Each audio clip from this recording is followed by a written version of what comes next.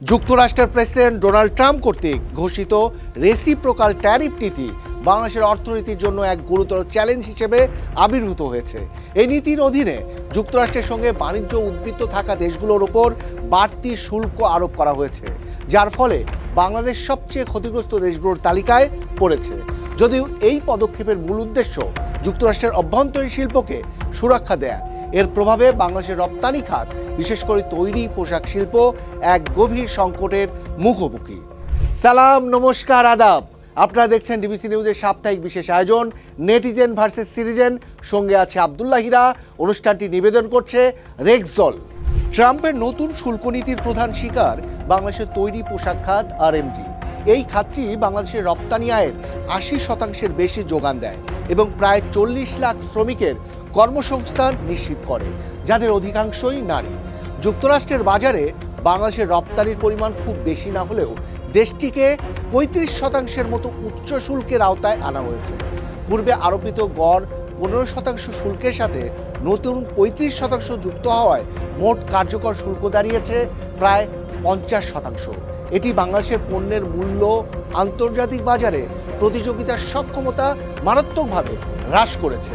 সবচেয়ে উদ্বেগের বিষয় হলো বাংলাদেশের প্রধান বাণিজ্যিক প্রতিদ্বন্দ্বী ভিয়েতনাম আলোচনার মাধ্যমে মাত্র ২০% শুল্ক নিশ্চিত করেছে, যা বাংলাদেশের চেয়ে ১৫% কম।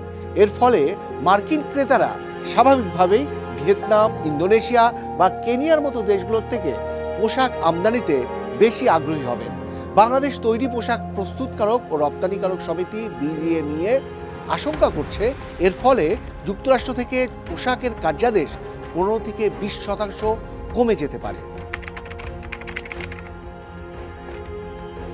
এই শুল্কের প্রভাব শুধু পোশাক শিল্পে সীমাবদ্ধ থাকবে না, বরং তা সমগ্র অর্থনীতিতে একটি চেইন রিয়াকশন তৈরি করবে। পোশাক শিল্পের অর্ডার কমার সাথে সাথে সুতা, কাপড়, বোতাম, জিপার ও প্যাকেজিংয়ের মতো সহায়ক শিল্পগুলো সরাসরি ক্ষতিগ্রস্ত হবে। রপ্তানি কমে গেলে পণ্য পরিবহন খাতে স্থবিরতা দেখা দিবে, যা ট্রাক, কন্টেইনার ও বন্দর ব্যবস্থাপনার ওপর নেতিবাচক প্রভাব ফেলবে। এই অর্থনৈতিক চাপ আর্থিক খাত পর্যন্ত গড়াবে, যেখানে রপ্তানি নির্ভর শিল্পগুলোর তারল্য সংকটের কারণে ব্যাংক ঋণের খেলাপি হওয়ার হার বাড়তে পারে এবং কার্গো বিমার পরিমাণও কমে যাবে।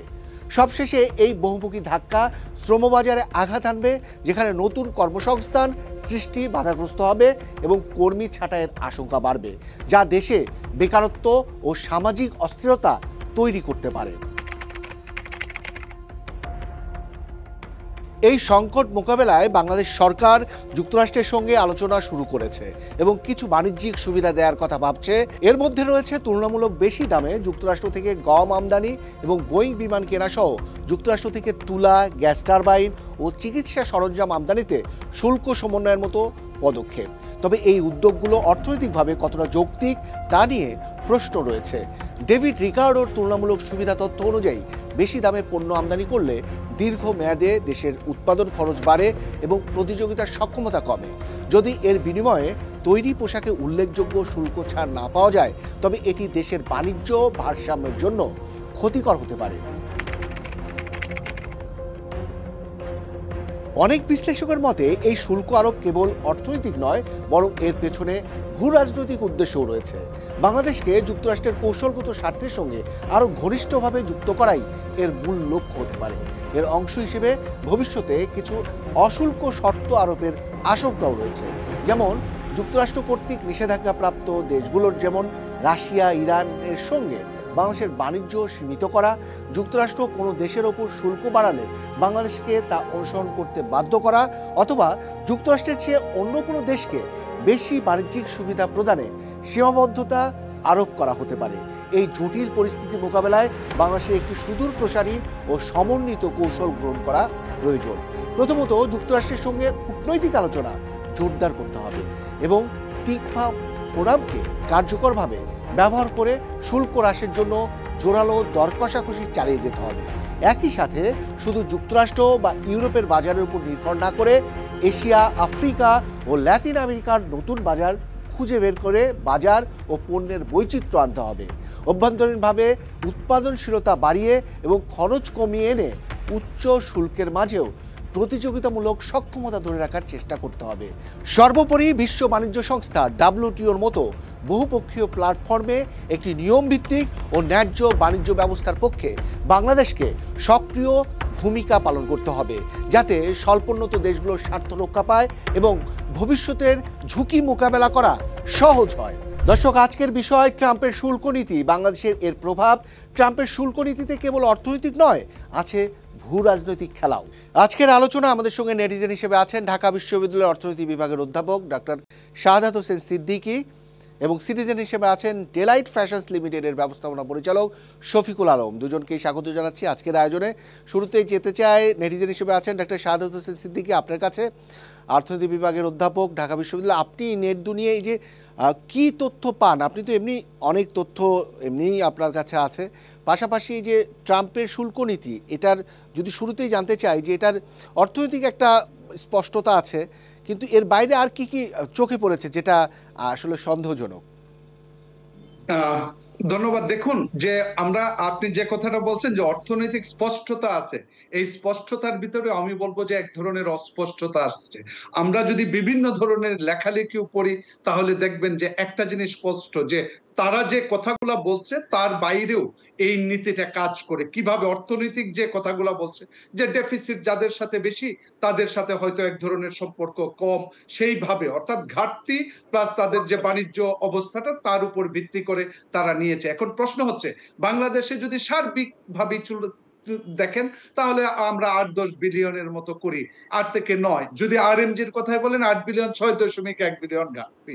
তার মানে হচ্ছে বাংলাদেশের যে যুক্তরাষ্ট্রের ঘাটতি সেটা 6.1 বিলিয়ন, কিন্তু এই ঘাটতির পরিমাণ যদি ভিয়েতনামের সাথে দেখেন তাহলে বাংলাদেশের ঘাটতির চেয়ে বহুগুণ বেশি। তাহলে ভিয়েতনামের জন্য যদি 20% হতে পারে তাহলে বাংলাদেশের জন্য নয় কেন? ঠিক এমনি ভাবেই যদি অন্যান্য রাষ্ট্রের কথাও দেখেন এবং সংখ্যাগুলা পর্যালোচনা করেন, তখন দেখবেন যে বিষয়টা প্রকৃতপক্ষে শুধুমাত্র যে অর্থনৈতিক সেটা কিন্তু না।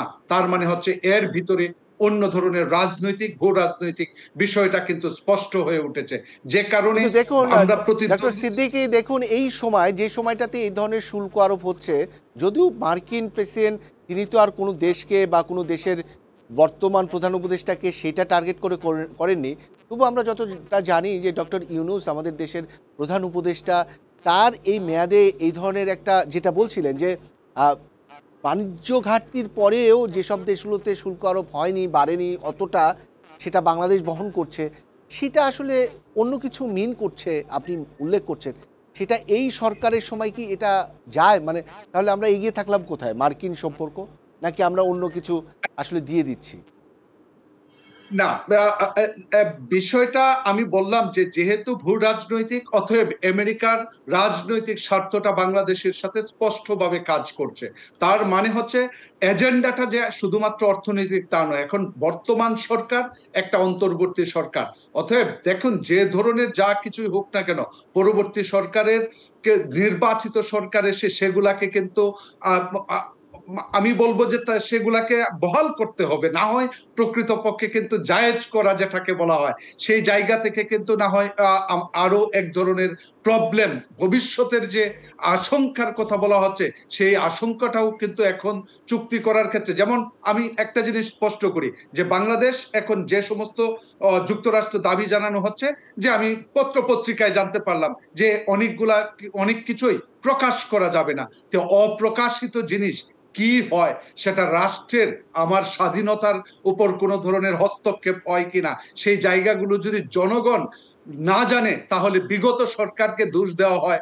অনেক এজেন্ডায় জনগণ জানে না, সেগুলা গোপনে করা হয়েছে। তাহলে সেই গোপন চুক্তি যদি আবার করতে হয় তাহলে বিষয়টা কিন্তু একই হয়ে যাচ্ছে, আমরা মুদ্রার এপিটপিটেই হয়ে যাচ্ছে।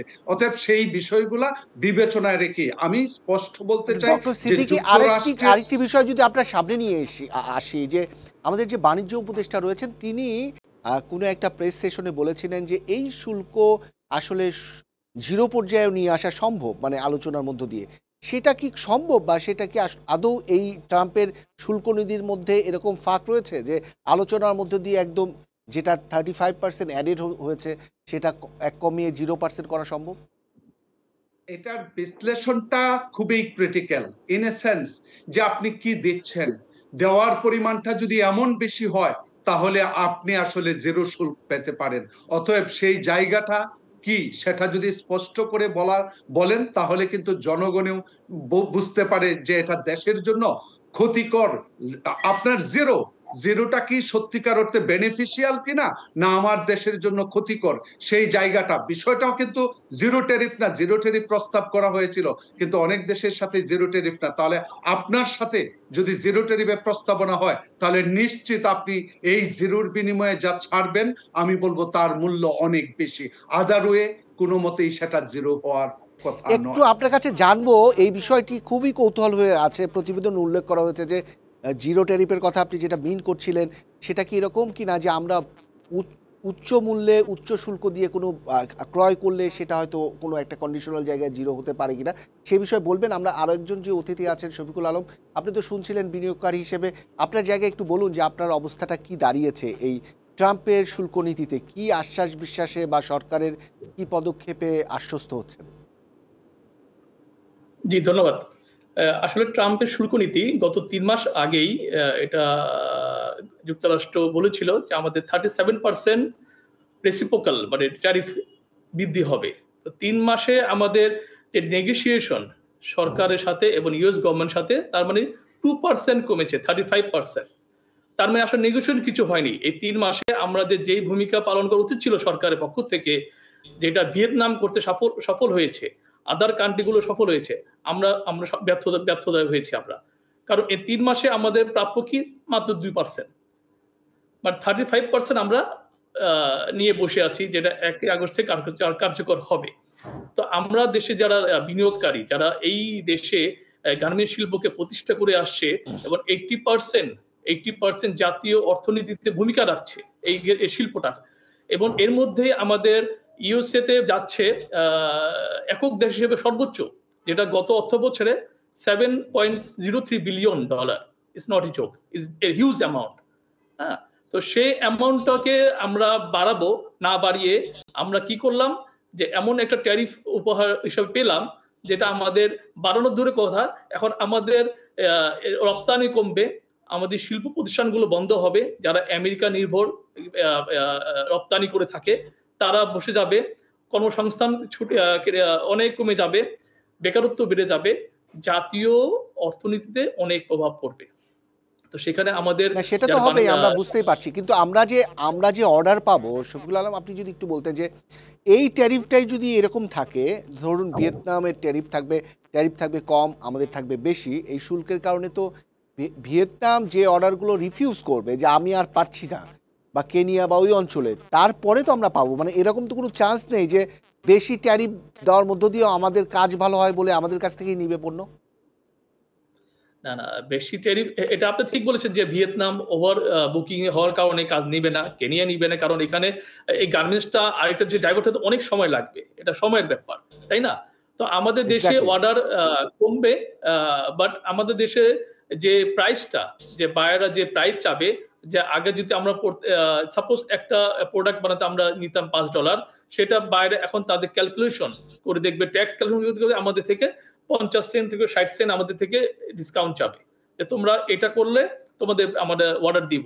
তো এই 50 থেকে 60 সেন্টের ডিসকাউন্ট, এটা আমরা যদি এক্সপোর্টটাকে চলমান রাখতে চাই ইউএসএ তে এবং ধরে রাখতে চাই, সেক্ষেত্রে যদি আমাদের গভর্নমেন্ট যদি কোনো নীতিগত সহায়তা দেয়, ঠিক আছে, যেসব প্রোডাক্ট ইউএসএ তে যাবে, যেহেতু ইউএসএ তে ট্যাক্স নির্ধারণ করে সে এক্সট্রা ট্যাক্স, তো সেটার এগেইনস্টে এইটা ছাড়া তো বোধহয় আর কোনো ইকুয়েশন নেই। মানে গভর্নমেন্ট যদি এরকম নীতিগতভাবে সিদ্ধান্ত নেয় যে বিনিয়োগকারী যারা রপ্তানিমুখী বাজার যুক্তরাষ্ট্র ধরছে, তাদের যে মানে মাইনাস হচ্ছে যে অর্থটা, সেটা গভর্নমেন্ট পাশে থাকবে, এছাড়া তো আর কোনো আপনাদের মাথায় আসছে না বোধহয়, নাকি?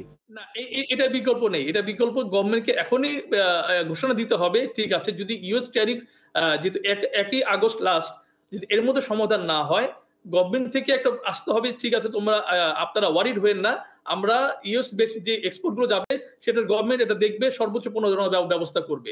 তাহলে এই ডক্টর সিদ্দিকীর কাছে যেতে চাই, এইটি একটা আলোচনার ব্যাপার।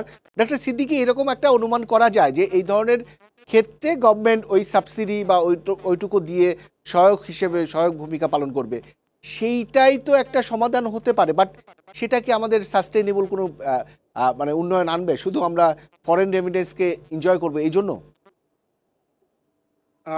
এটা আমি দুই ভাবে বিশ্লেষণ করা যায়। একটা হচ্ছে যে আসলে আমাদের বাংলাদেশ সরকার কিন্তু এমনিতেই সাবসিডি সাবসিডি সাবসিডি এই বিষয়টা নিয়ে অনেক যন্ত্রণার ভিতর আছে স্বাভাবিকভাবে, এবং আমরা বলতেছি যে লোয়ার মিডিল ইনকাম আপার মিডিল ইনকাম স্বপ্ন দেখছি।